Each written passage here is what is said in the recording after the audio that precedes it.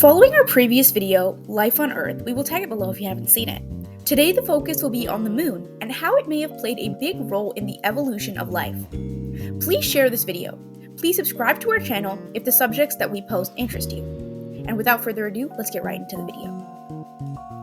Our current age of the Earth is 4.543 billion years. How did scientists determine the age of our planet? There are difficulties presented in the rocks because of constant changes taking place on Earth. Early Earth's crust was not solidified, it was scorching hot and molten, where the Earth's surface covered largely by magma ocean and isolated islands of solid materials. To overcome the rock cycle, scientists have to look elsewhere in the solar system for even older rock samples. They have examined rocks from the moon and from meteorites, neither of which have been altered by the rock cycle. The same techniques of radiometric dating have been used on those rocks. All the data from Earth and beyond has led to the estimated age of 4.5 billion years. The discovery of zircons confirms that roughly 4.4 billion years ago, stable land masses started to form, while temperatures cooled enough to reach below the boiling point. However, the young Earth was violent and hell at this stage for complex life to form. Also, things got worse as Theia, a planetoid the size of Mars, collided with Proto-Earth. This collision, known as the hypothesis, known as the formation of the moon. Scientists believe Theia would have been in a stable position, but gravitational disturbances from other Jupiter migration or Venus destabilization may have hurtled Theia towards Earth back then. Scientific discovery of oxygen isotopes between the Earth and the Moon makes this theory plausible due to high energy mixing of materials from both protoplanets. Understanding what happened is critical because this event set the stage for the rest of Earth's evolution.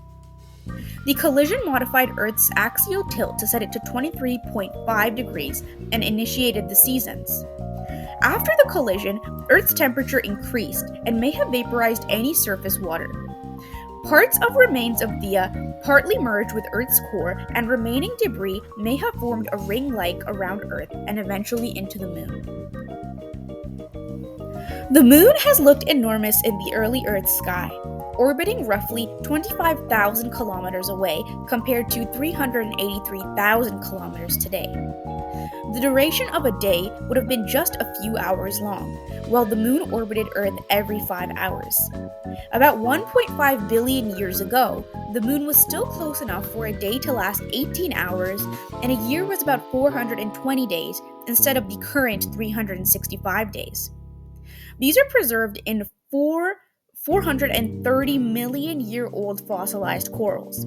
Just like trees, corals record their growth in layers. As coral grows, it accumulates a fine layer of calcium carbonate every day, and its monthly deposits are linked to the lunar cycle. Seasonal layers can be witnessed, and also thinner lines indicate daily deposits. Based on the records, the Silurian period, which is 444 to 419 million years ago, shows that Earth's spin has slowed down to 410 days per year. A day was 21 hours. As the Earth continues to slow down, its rotational energy is being transferred to the Moon, causing it to pull away from the Earth about 3 centimeters per a year. Let's conclude this video. Environmentally, the axial tilt of the Earth resulted from collision with Theia is responsible for our seasons. The Moon's gravitational tugs generated tides in the oceans. A 12-hour day would have produced high tides every 6 hours, as these tides may have reached over 100 meters during the Archean eon, which is around about 2.5 to 4 billion years ago, pushing ocean waters kilometers inland. Without them, climate oscillations from ice age to interglacial periods might have been less extreme. By stirring and mixing cold and warm waters while oceans absorbing the sunlight may have produced habitable conditions and also regulated our planet's temperature. Locally, the intertidal area provides intense evolutionary pressure for species living in rapidly changing environments.